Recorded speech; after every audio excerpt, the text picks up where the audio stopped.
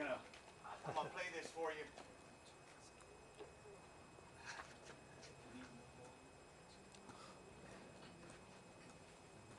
So great, you're in charge. This was me, let's see, 7 years ago. Time now for Arizona's Most Wanted.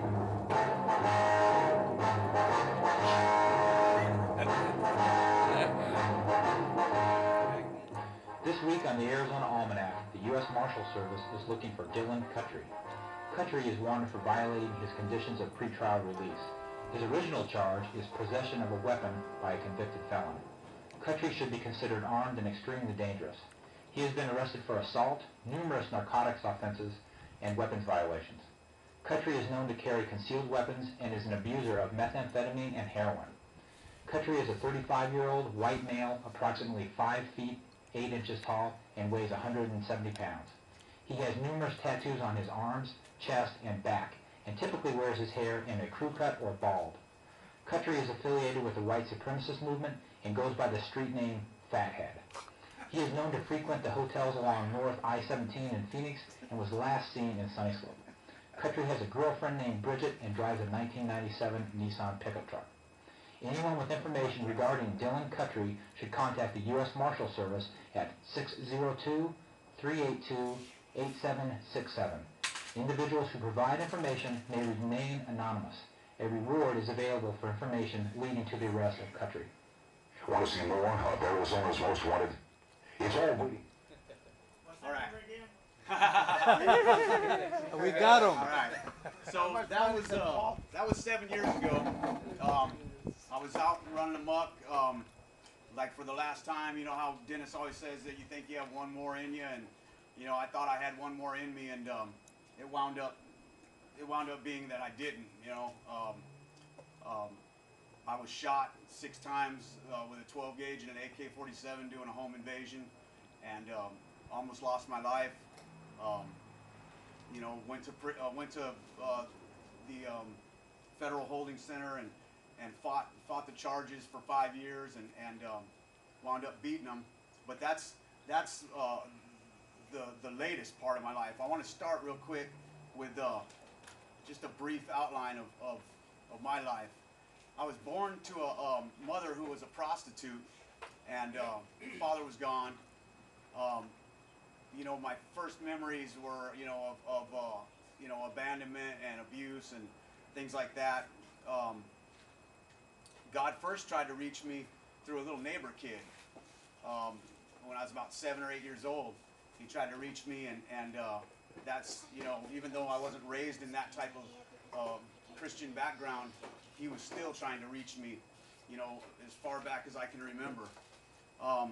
But I rejected him. And I started shooting dope when I was 12 years old, and I did my first home invasion at 15.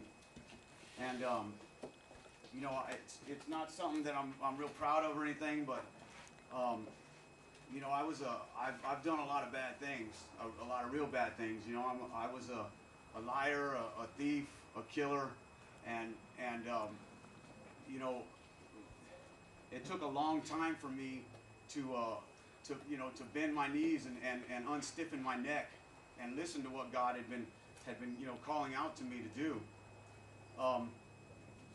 At 18, I was born again in the county jail. They told me that there was coffee and donuts, and so I showed up, and there was no coffee and donuts, but there was God. And after about the 3rd time, you know, I came forward on the altar call, and I felt something. You know, I actually felt something. It was almost like a drug or something. The Spirit entered my body and swept over me, and it was a cleansing feeling, and I was on fire for God. Subsequently, I was heading to prison that time, and out of nowhere, they gave me a 3rd chance, and they reinstated my probation, and I got out. I found a good job with a Christian company, and things were going great. And even though they were going great, at that point, that was the point of my life where I felt God like the most on fire for the Lord. And that was also the time that I found the most spiritual warfare going on in my life. Like, you know, whenever you try to quit dope and you're like, I'm going to quit doing dope, and then that's the day that the connection calls you up and says, hey, I got some free stuff for you to try out. You know, it was like that times 10. You know, there was Satan was coming at me, you know, left and right, man, and I gave in and started doing home invasions again, and the last home invasion I did before I got shot the first time, I was coming down, I was clearing the back rooms, and I was coming out from the back rooms, and I saw something rush across my peripheral vision, and I kicked it, and I thought it was a dog, and it turned out it was a little 5-year-old kid, and you know, that didn't even wake me up. You know, I mean, it made me decide to stop slamming dope before I went in, but it didn't stop me. So let's see, I in and out of jail. I was going to prison on a drug charge, and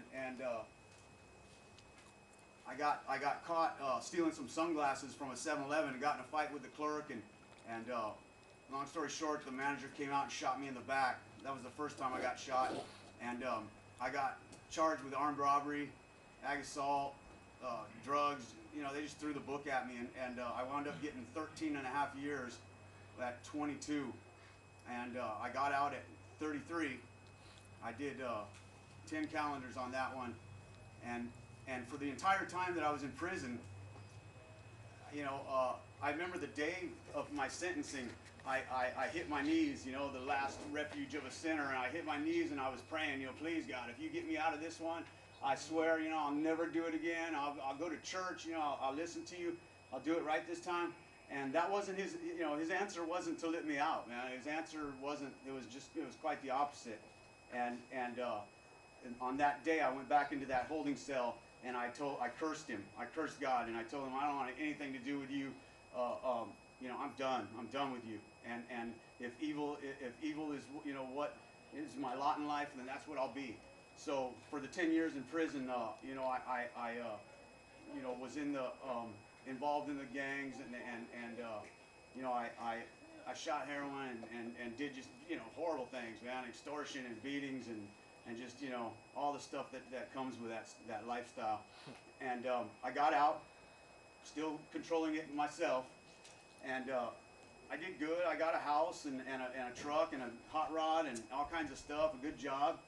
But I had that empty space in my heart, you know, that is made to fill with God. You know, he creates that in all of us, and some people, you know, if you don't have God in there, you'll use sex or drugs or you know, other gods or any number of things. But that feeling that feeling that you want to make sense of everything and that you want to feel fulfilled is the space that's supposed to be occupied by God. Amen. And I didn't get that.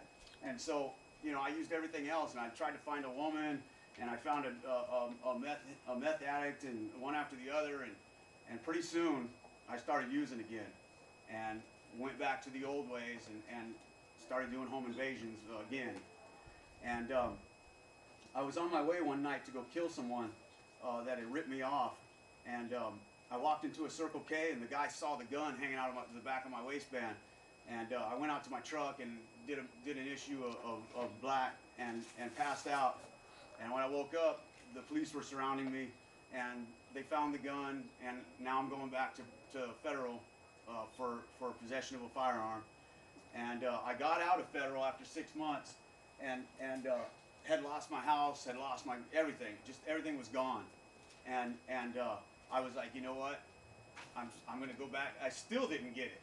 And so I picked up the gun again, and I went out and started robbing people again.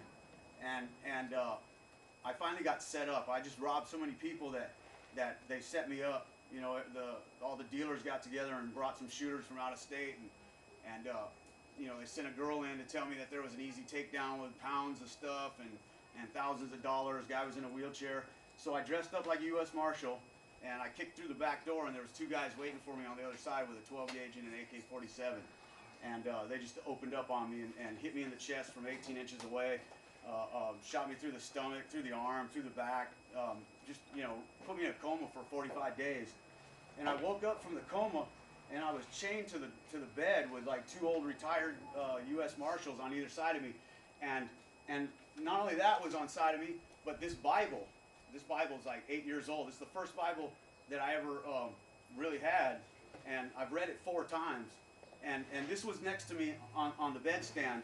And finally, it was like, okay, some people are hard to reach. Well, I was really hard to reach. And finally I said, you know what? Okay, I get it, man. You saved me from this. Two shootings.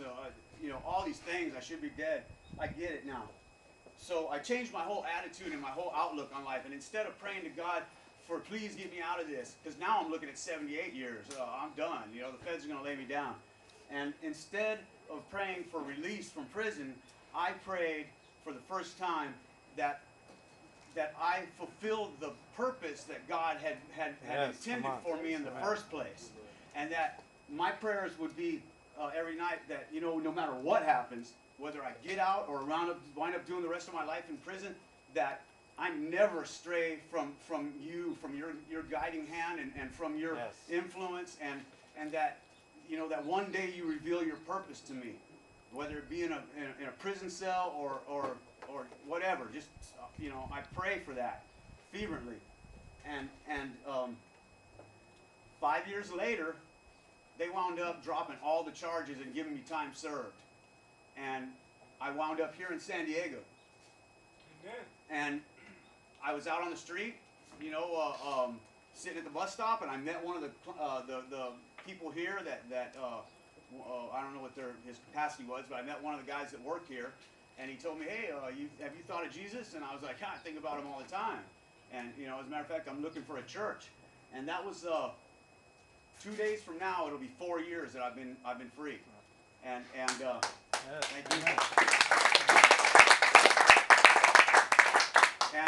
And in that time, little known to me in that prison cell, looking at 78 years, I never in a million years would have thought that not only was he going to reveal his purpose to me, but he was going to reveal it on the outside and not on the inside. And that purpose is my family. I have a beautiful wife, stepdaughter, 7 years old, and I just got custody of my son, who was the only good thing that came out of that last run after I got out of prison the first time. And now I have 2 children, a wife. Bad things happened to me. I was strangled last year by my core drill, and I'm disabled now. But I'm not bitter. I don't focus on the negative things. Instead, I choose to look at life as every day is a blessing. Every day, above ground and out of jail is a blessing. Even the bad things God will turn them into good things. He will turn okay, so I'm disabled, so I'm out of work. However, what better time for me to be out of work and collecting my workman's comp checks so I can learn to focus on my son and build a relationship with him. If I had been working 60 hours a week, which I was before, then it probably would be different. So even in a bad thing, God can turn it into a good thing. Of course. Come on. So I choose. It's how you look at things in life. It's whether you want to look at them like, oh, woe is me and bad things are happening to me and this and that. And you can look at it like that, or you can look at it with a grateful heart and focus on like a friend of mine just inherited $30,000. And he was complaining the other day about, man, the minute I got that money, my car broke down, I got bed bugs, I had to replace my bed, this, that, and the other thing. And I said, yeah, but check it out, dude. You have the money. If that would have happened to you a year ago, you'd be twice as bad off, because all this stuff would happen and you wouldn't have the money. So God, even though bad things are happening to you, God blessed you with that $30,000 so you can pay for it. And you'll find that the closer you get in line with the purpose that God has in your life, the more things will start to click into place, and the more things will mesh, and things will start to work out. And now today, I don't. There's not a day that goes by when I wake up that I don't step out with complete faith in the Lord, that He's going to take care of my needs, And I don't mean that he's going to make everything roses and you know, smooth my path, you know, to where I never stub my toes. But he's going to make it all work out for his glory, and he's going to make it work out for my betterment, you know, for my purpose. And the closer that I stay in line with that and keep that foremost in my mind, the more things make sense and the more things seem to go smoothly. And that's about all I have to say.